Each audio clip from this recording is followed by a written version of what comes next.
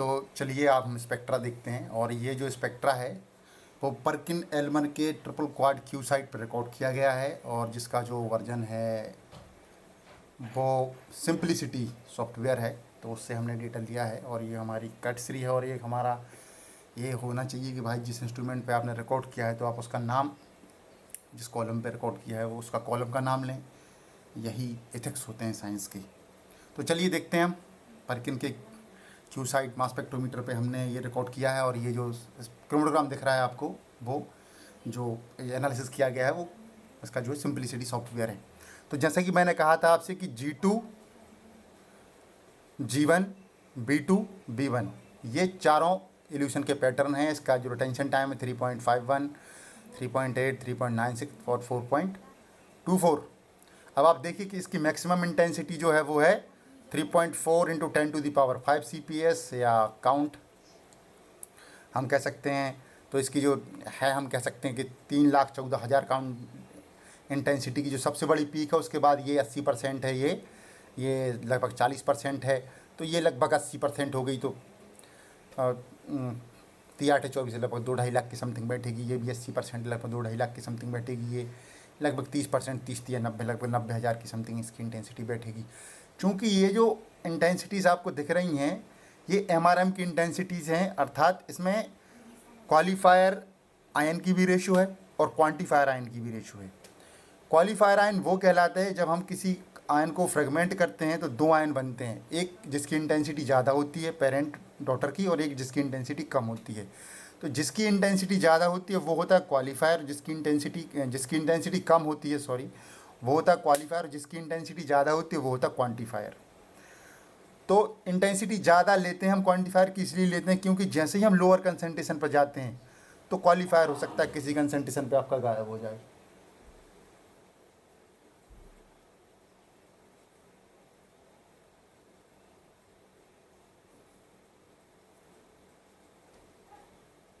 तो हो सकता है क्वालिफायर आपका किसी कंसंट्रेशन पर गायब हो जाए।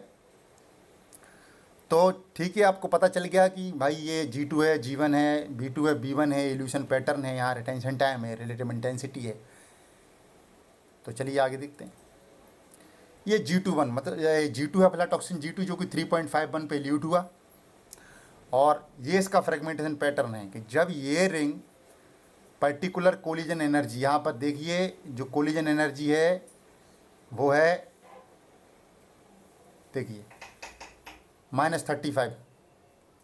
किसी किसी में ये मतलब मैक्सिमम इलेक्ट्रॉन वोल्ट्स होती है, किसी किसी में ये पॉजिटिव में दिखाई देती है, किसी में आपको नेगेटिव में दिखाई देती है।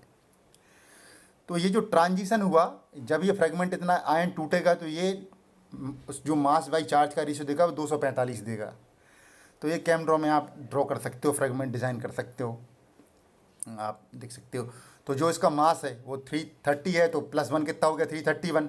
तो यहाँ पर जो ट्रांजिशन दिख रहा है वो आपको दिख रहा है 331 ट्रांजिशन 345, जो कि 100% है, जिसकी इंटेंसिटी लगभग 40,000 है। और हमने यहाँ पर कितना कहा था, देखिए 30%, 30 या 90। तो यहाँ पर जो था वो क्वालिफायर क्वांटिफायर का रेशियो है। तो ये जब है 40,000, तो जो क्वालिफायर ये लगभग 50,000 है, तो क्वालिफायर कितना हो जाएगा, लगभग 30,000 की इंटेंसिटी लेके बैठा होगा, मतलब वो इससे कम है। तो ठीक है, ये देखिए आपको दिख रहा है कि भाई ये पीक आई है, जिससे जो कि ट्रांजिशन है 331 345 का। अगला देखते हैं, ये G1 है, ये 243 का फ्रेगमेंट देता है। चूंकि डबल बॉन्ड का अंतर था, वो उधर दे रहा है 245, इधर दे 243। तो क्लियर समझ में आता है कि भाई ये एक ही स्ट्रक्चरल हैं, कहीं डबल बॉन्ड का अंतर होगा, 2 डाल्टन का अंतर आ गया। अब ये देखिए ये B1 है, अफ्लाटॉक्सिन B1 जो सबसे लास्ट में आया है, इसका फ्रेगमेंट है 229। ये आपको दिख रहा है 313 ट्रांजिशन 229, ये सभी M+H हैं। और ये देखिए ये B1 है, ये 259 है, ये फ्रेगमेंट यहाँ से हुआ। तो आप देख सकते हैं ये फ्रेगमेंटेशन पैटर्न है। और अब आप बात आती है कि रिकवरी क्या होती है, LOD क्या होती है, LO क्यों आती।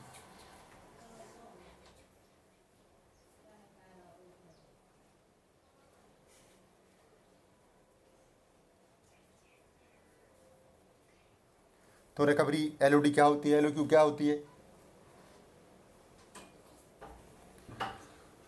एलओडी वो कंसंट्रेशन है जहाँ पर पीक इस टू सिग्नल का रेशियो लगभग 3 होता है, और एलओक्यू वो कंसंट्रेशन जहाँ पर पीक इस टू सिग्नल का रेशियो 10 होता है। तो लिमिट ऑफ डिटेक्शन को एलओडी कहते हैं और लिमिट ऑफ क्वांटिफिकेशन को एलओक्यू कहते हैं। तो एलओक्यू में लगभग 3 गुने का अंतर होता है।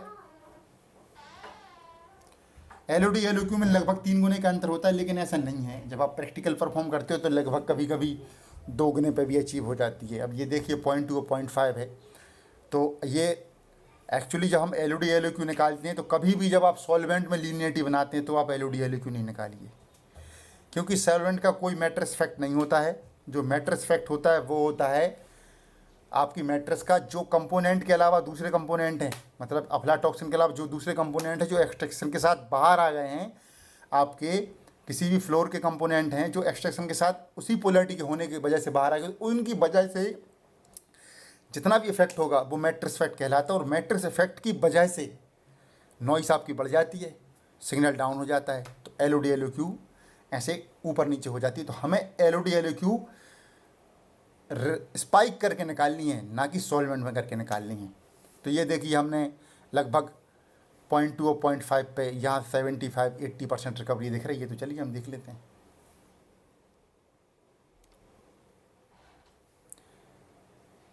ये देखिए कि रिकवरी जो हमने 1 ppb की लगाई थी, जब हमने 1 ppb 1 ग्राम में स्पाइक किया तो रिकवरी कितनी आई, लगभग 0.79 ppb, 0.75, और ये यहाँ पर 0.756। तो लगभग हम ये कहें कि 80%, ये 75%, ये 75%, तो 80 और 75 के बीच में लगभग हम कहेंगे भाई 87% जो 80 और 75 80 लगभग 77% रिकवरी है। तो लगभग 70 to 130 या 70 to 120 रिकवरी मान्य होती है। अब आप ये देखिए, ये इसकी लीनियरिटी है कि जो हमने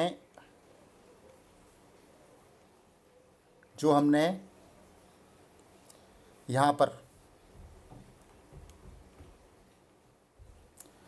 जो हमने इस लीनियरिटी चलाई थी 1.1 ppb, 0.25 ppb और 0.5 और 1 2.55, इनकी लीनियरिटी लगभग वेरी गुड, बहुत अच्छी लीनियरिटी आ रही है। और आप यहाँ देख सकते हैं कि लीनियरिटी लगभग 0.99 है। और हाँ, वेटेज जो है लीनियरिटी 1/x, तो वेटेज आप ले सकते हैं 1/x², किसी में 1/c² लिखे, कंसंट्रेशन स्क्वायर लिखा रहेगा, तो मुख्यतः आप 1/x ही लीजिए। और आप देखिए अपने कन्वीनियंट के हिसाब से आपकी जो लाइन फिट है वो कहाँ बैठ रहा है। अब इसको देखते हैं। एलओक्यू हो गई हमारी, ये तो हो गई भाई एलओक्यू किसी पर्टिकुलर कंपाउंड की। तो वो पर्टिकुलर कंपाउंड 4.2 है, तो 4.2 पे जो भी कंपाउंड आ रहा है, तो अगर वो अफ्लाटॉक्सिन B1 होगा तो उसकी जो रिकवरी है वो 75 to 80% है। अब ये दूसरे कंपाउंड की रिकवरी है, तो लगभग सभी कंपाउंड में जो रिकवरी हुई हमें अचीव हुई वो लगभग 70 to 80% रिकवरी अचीव हुई। ये देखिए इसमें रिकवरी बहुत अच्छी आई है, तो इसमें लगभग 89% रिकवरी हमारे लिए मिली है, वेरी गुड। और इसमें देखिए, इसमें रिकवरी हमें 86 से 80% लगभग रिकवरी मिली है। तो ये हमारे अफ्लाटॉक्सिन की रिजल्ट्स हैं। अब हम देखते हैं कि क्वालिफायर क्वांटिफायर क्या होते हैं और इनकी ज़रूरत क्या है। ये देखिए आपको यहाँ पर दिख रहा है,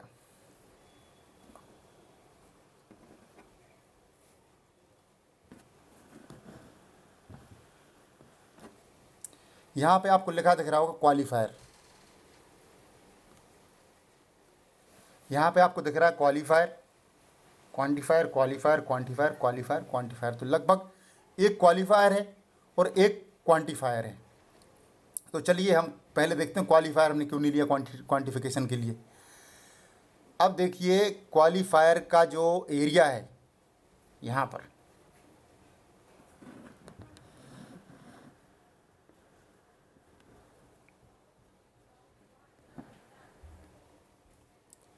क्वालिफायर का जो एरिया है वो लगभग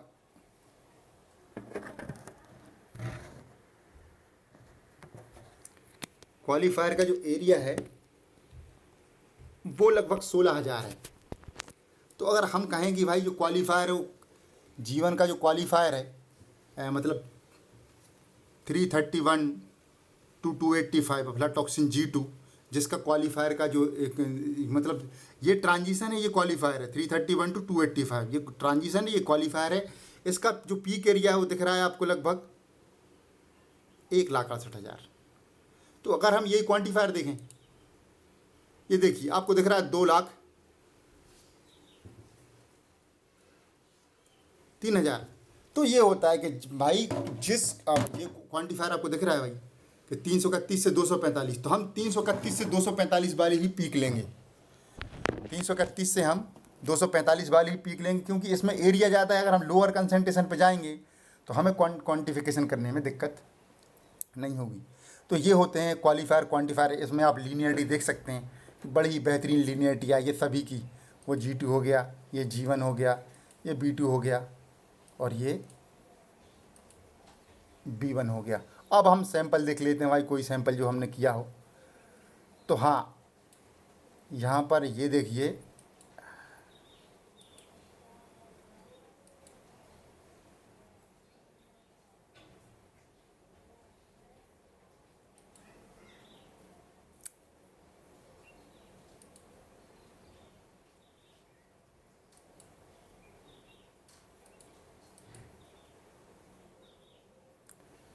यहाँ पर आपको सबसे पहले देखते हैं कि B1 एल्यूट कहाँ होता है। तो 3.97 पे सबसे पहले हम देखेंगे कि B1 एल्यूट कहाँ होता है। तो हम 10 ppb पे देख लेते हैं। B1 एल्यूट होता है 3.85 पे। तो जो B1 एल्यूट होता है 3.85 पे, तो हम 3.85 पे ही देखेंगे सैंपल में। तो चलिए हम सैंपल में देख लेते हैं।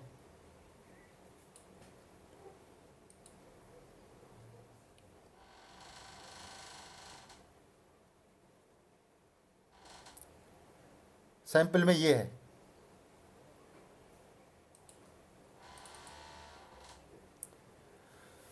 तो सैंपल में आप देख रहे हैं एरिया लगभग BDL है। एक्चुअली जीरो तो नहीं होता, कोई भी पीक भी आ सकती है उधर।